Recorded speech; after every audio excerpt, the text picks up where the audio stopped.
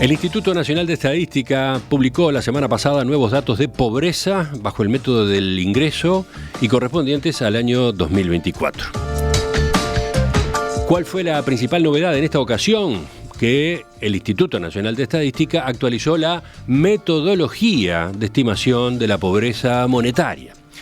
En ese sentido, y de acuerdo con este nuevo método, en 2024 el 17% de la población uruguaya era considerada pobre. Una cifra de ese estilo, de ese monto, generó cierta sorpresa, dado que con la metodología previa, la incidencia de la pobreza monetaria en nuestro país se situaba en el entorno del 8% de la población, o sea, menos de la mitad que este registro que ahora se comunica. Teniendo en cuenta las novedades, teniendo en cuenta la discusión que se generó, parece conveniente dedicar el espacio de análisis económico hoy a profundizar en esto de los métodos de estimación de la pobreza y las razones detrás de este salto tan relevante en el cálculo de la pobreza monetaria. Para eso estamos ¿con quién? Con el economista Luciano Magnífico, gerente en Nexante. Luciano, ¿qué tal? Buen día, ¿cómo estás? Buen día, todo muy bien, ¿y ustedes? Muy bien. Luciano, a ver, para situarnos en el tema, ¿te parece si empezamos repasando cómo se mide la pobreza en Uruguay? Sí, claro. A ver, hay dos métodos principales para medir la pobreza en un país. Por un lado tenemos el enfoque que se conoce como necesidades básicas, que lo que hace es definir un conjunto de dimensiones mínimas del bienestar y luego evalúa si el hogar está privado o no de ellas. Este año justamente el INE presentó un nuevo indicador de pobreza multidimensional que releva 15 indicadores relativos al bienestar y define a un hogar y por ende a todos sus integrantes como pobres si hay 4 o más de dichas condiciones que no se satisfacen. Entonces, según las últimas cifras publicadas también para 2024, 18,9% de la población uruguaya era multidimensionalmente pobre. Por otro lado, tenemos el llamado método del ingreso, que lo que hace es asociar el bienestar con la posibilidad de contar con cierta canasta básica de bienes y servicios. Entonces, bajo esta perspectiva, se identifican como hogares en situación de pobreza aquellos que cuentan con un ingreso que es inferior al que permitiría acceder a esta canasta básica. El valor de esa canasta básica es lo que se conoce como línea de pobreza, ¿verdad? Sí, aunque estrictamente bajo esta metodología del ingreso, el INE compara justamente lo que es el ingreso de cada hogar frente a dos umbrales: la línea de pobreza, pero también la línea de indigencia, que en realidad se computan en base a dos canastas distintas, una más exigente que la otra. Entonces, bajo este método, si los ingresos del hogar superan la línea de pobreza, el hogar y por ende todos sus integrantes son clasificados como no pobres. Si no superan la línea de pobreza, pero sí superan la de indigencia, el hogar y todos sus integrantes son clasificados como pobres, no indigentes. Y finalmente, si los ingresos del hogar no superan la línea de indigencia, el hogar y todos sus integrantes son clasificados como indigentes. Entonces, los últimos datos publicados sobre finales de la semana pasada marcaron, según justamente esta metodología, que en 2024 el 17,3% de la población uruguaya estaba en situación de pobreza y que el 1,5% estaba en situación de indigencia. Son porcentajes que, como mencionaba Emiliano al inicio, llamaron mucho la atención porque son muy superiores a los que marcaban los datos que se derivaban de la metodología anterior de base de 2006. Claro. Ahora vamos a eso, si te parece, pero primero, a ver, ¿cómo se computa el valor de esas canastas que determinan lo que llamamos la línea de pobreza o la línea de indigencia? Bueno, a ver, si empezamos por el principio, para construir las canastas de consumo que permiten definir esas líneas de pobreza e indigencia, el INE se basa en las encuestas de gasto de los hogares que se realizan aproximadamente cada 10 años en Uruguay.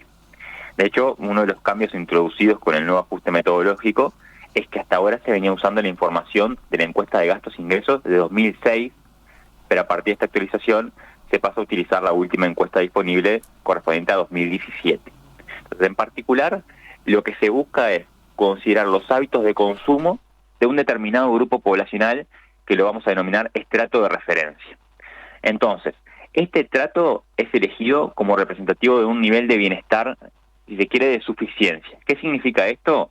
Que tiene que ser un grupo que no está ni en una situación de privación extrema, pero tampoco en el otro extremo se encuentra en una situación en la que no tiene ninguna privación.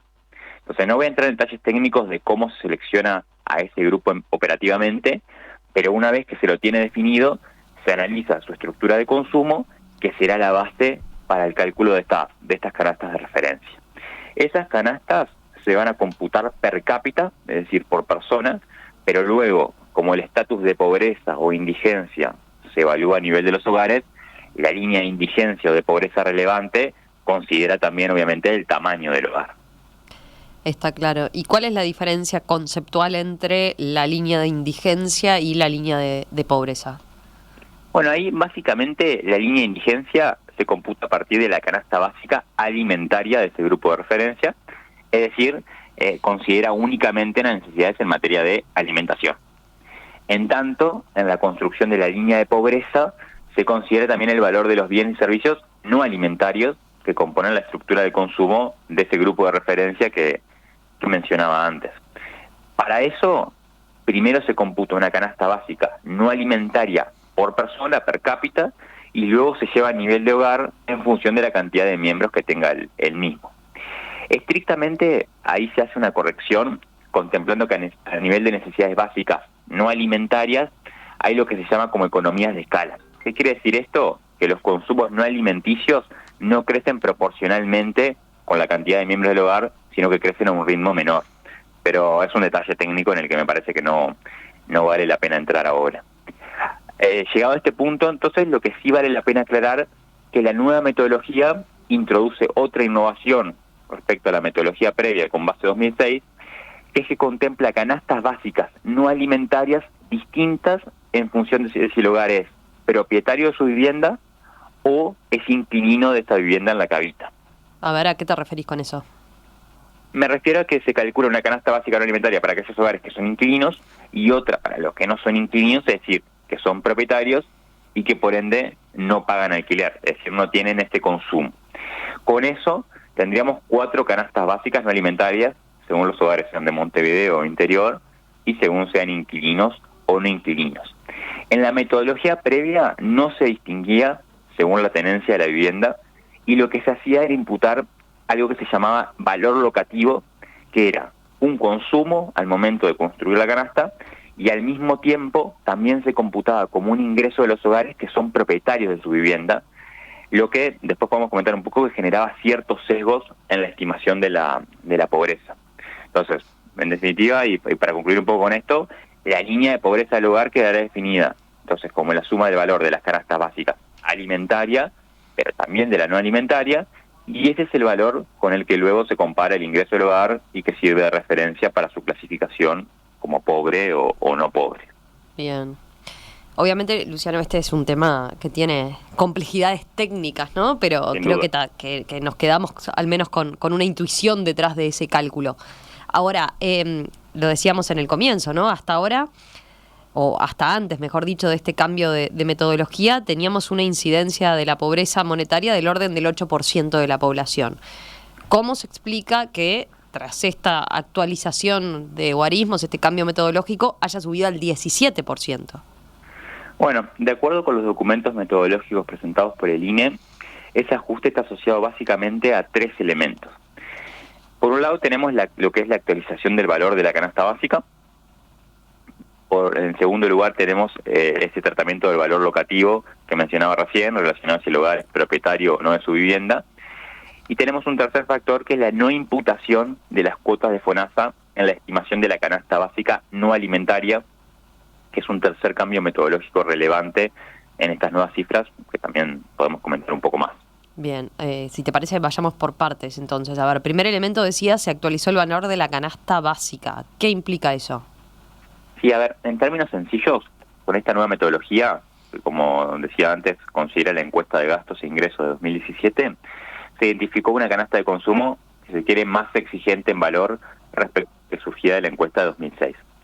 De acuerdo con el documento presentado por el INE, que introduce algunas simplificaciones para permitir la comparación contra la metodología anterior, en Montevideo el aumento en el valor de la canasta básica total por persona, per cápita, fue de 8% en términos reales, ahí con un incremento más pronunciado a nivel de la canasta básica de alimentos. En el caso del interior, el aumento en el valor del consumo mensual per cápita total fue incluso superior, del orden del 25%, con una suba de 40% en el valor de la canasta básica no alimentaria, es decir, excluyendo los alimentos.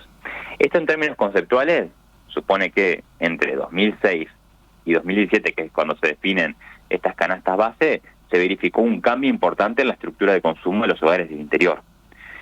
Cuando vamos a los rubros que implican ese aumento del valor de la canasta no alimentaria en el interior, y en particular ahí tenemos gastos en transporte, comunicaciones, recreación y cultura y vestimenta, todos rubros que crecieron en esta década de diferencia entre 2006 y 2017. Entonces, de nuevo, el mayor gasto en estos bienes y servicios es consistente con un aumento en el nivel de bienestar de los hogares de esta región, y si lo llevamos al total país, que explica la mayor parte del cambio en la estimación de la pobreza. Bien, entonces, a ver, un primer elemento es que subió la vara con la cual se comparan los ingresos de los hogares, ¿verdad? Exacto. ¿Qué podemos decir de los otros dos factores que mencionaste? Bueno, respecto al valor locativo, la principal diferencia es que bajo la metodología previa se imputaba, como explicaba antes, un ingreso a los hogares que eran propietarios de su vivienda, lo que tendía a subestimar la pobreza de aquellos hogares propietarios si se les imputaba un ingreso superior al consumo que se estimaba desde el estrato de referencia. Es decir, si se imputaba un ingreso mayor al consumo que estamos intuyendo del estrato de referencia, obviamente subestimamos la pobreza de ese grupo. Y eso se hacía cada vez más probable en la medida que la canasta de 2006 iba quedando más desactualizada.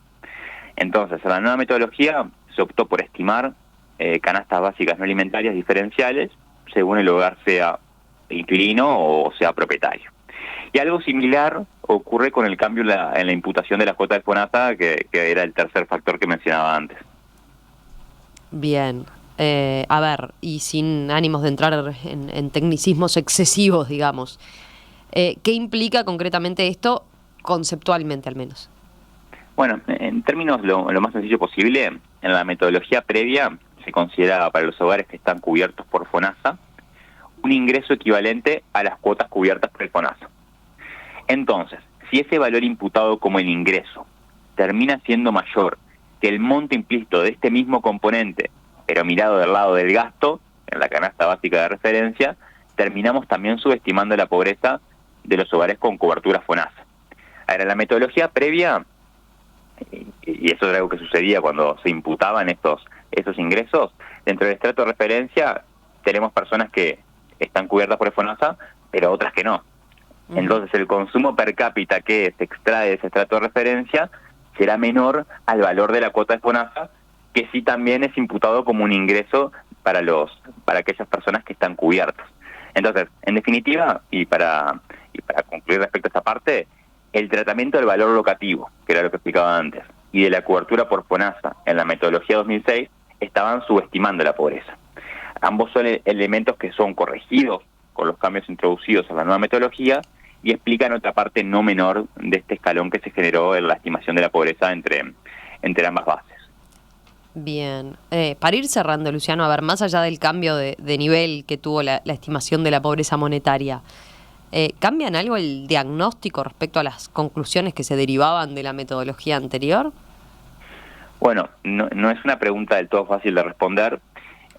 Por un lado, no deja de ser un elemento, si quiere, relevante, que la magnitud del problema es, entre comillas, mucho mayor de lo que podía pensarse con los datos previos, aunque también es cierto que las estadísticas de pobreza multidimensional que mencionábamos al principio ya marcaban una realidad similar a esta.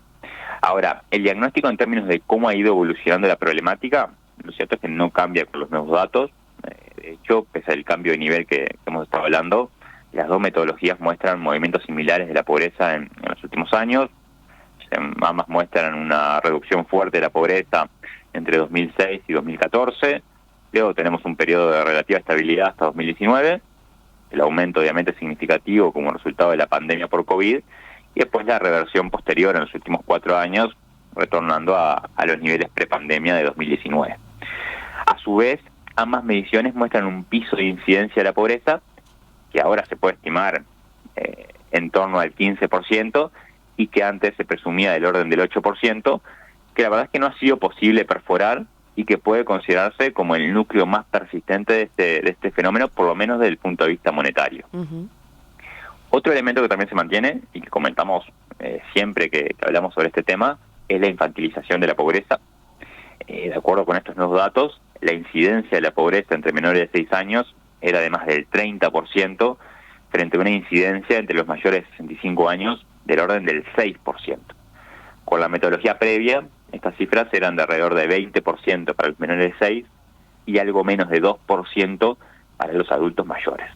Como os comentado varias veces, esto es a nuestro juicio un desafío clave para las políticas públicas. Ya lo era obviamente con las cifras anteriores y lo es también a la luz de estas nuevas cifras.